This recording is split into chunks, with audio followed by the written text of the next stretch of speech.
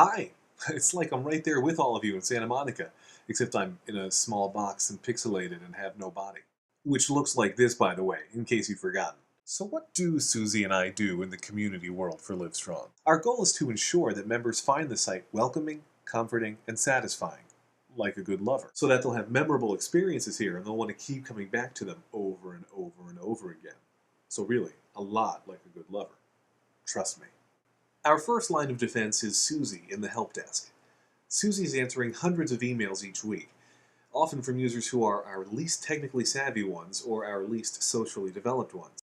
Sometimes both. The goal with Help Desk is to make sure that every interaction is a positive one. Susie makes sure that with any reply she sends, it's awesome enough that if the user took it and posted it on their blog, we could get 10 new members out of it. As the site grows, so does our Help Desk volume, but thus far Susie's been able to keep it in check. The help desk tends to follow the old 80-20 rule. 80% of the tickets take just 20% of the time, mostly because of Susie's awesome assemblance of stock answers. It's the other 20%, users with unique and legitimate questions, where we really focus our efforts. A second very prominent place where we interact with our members is, surprise, the forums. Recently, as I so eloquently emailed you about, we did some forum redecorating in hopes of compartmentalizing the hot topics that people love to debate online, so that we keep the forums a happy place.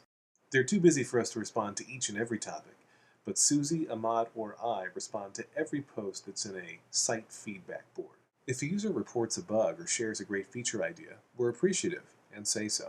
But we try to at least sound appreciative even if their ideas are stupid. Thanks for your feedback. What a great suggestion.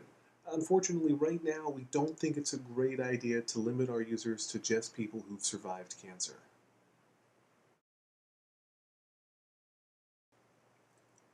The third bucket O community we deal with is direct messages. Susie, I, and the Livestrong team profiles all receive direct messages from users seeking assistance. It's a lot like the help desk, only these users are hoping to get responses even more quickly, and we try to do so when we can. It probably would have made sense to include this section back in part 1 when I was talking about help desk, but I forgot. The fourth thing we do is the world-famous Livestrong blog. You may have noticed it up in the header. Some of our members, notably mods, think that the blog should be even more prominent than it already is. As of now, that is officially Dan's problem.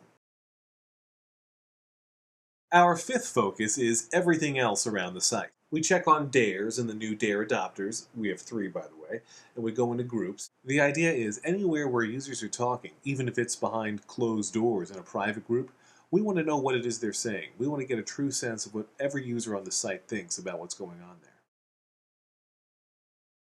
Finally, we're exploring ways to spurn Livestrong community-fying elsewhere. We already have our Facebook group that Susie's been lovingly nurturing. But to get it to really catch on, we're going to need to do something else. Julie and I have been discussing ways we could allow users to hook their Livestrong accounts into their Facebook accounts, so perhaps every time I track I ate a double-double, it could update my Facebook status with that message. We're also starting to think even more seriously about a dare-centric Facebook application we could create. More to come. So that's a quick and introspective look at what we're doing in the world of community and at my body. Honestly, I'm just excited I got through this whole thing without mentioning the word douchebaggery.